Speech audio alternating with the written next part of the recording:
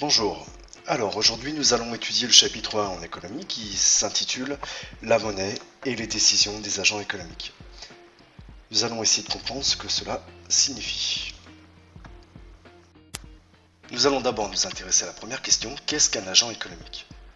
Tout d'abord ça peut être un ménage, mais également une société non financière comme une entreprise, une société financière comme les banques, l'État et ses administrations, ou bien une organisation à but non lucratif, et enfin ça peut être le reste du monde. En premier lieu, nous allons nous intéresser à ce qu'est un ménage. Un ménage, c'est un agent économique qui regroupe les personnes qui occupent le même foyer. Ça peut être par exemple un célibataire, ou bien des colocataires, ou bien un couple de personnes mariées avec enfants, ou même une famille complète, ou même un nombre de personnes qui n'ont pas lien de parenté mais qui vivent sous le même toit. Les sociétés non financières sont celles qui produisent des biens et des services et grâce à cela réalisent des bénéfices. Il peut s'agir d'un grand magasin comme Leclerc, Carrefour, ou bien du bureau de tabac, du snack à côté de chez vous, peu importe, ou même du coiffeur. Les sociétés financières sont celles qui réalisent des bénéfices en récoltant l'épargne des agents économiques pour le distribuer à d'autres sous forme par exemple de prêts, moyennant le paiement d'intérêts. Il s'agit en général des banques, mais attention, il peut également s'agir des compagnies d'assurance. En effet, les compagnies d'assurance ne produisent pas de biens ou de services comme les sociétés non financières. Elles réalisent bien des bénéfices en prélevant l'épargne des agents économiques sous forme de cotisations et les redistribuent lorsque ces agents ont par exemple des dépenses de santé, un accident du travail, etc. Mais attention, il ne s'agit pas de la sécurité sociale.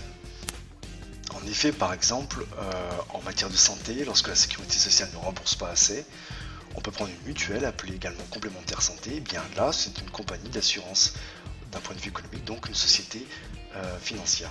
Il peut s'agir d'une assurance d'annulation voyage, assurance voiture, etc., etc.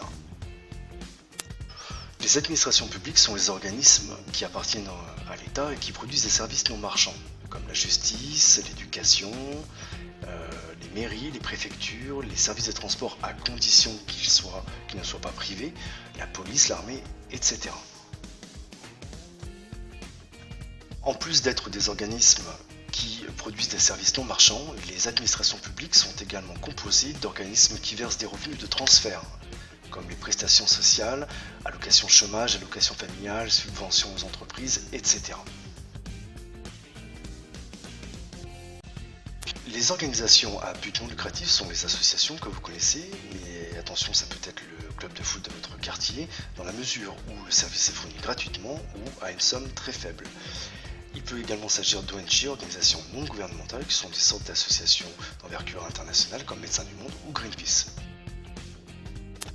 Le dernier agent économique s'appelle le reste du monde. C'est en fait celui qui regroupe ceux qu'on vient de voir, sociétés financières, non financières, etc., qui sont étrangers au pays qui est étudié. Par exemple, si on étudie la France, eh bien, tous les agents économiques des autres pays seront compris dans le reste du monde.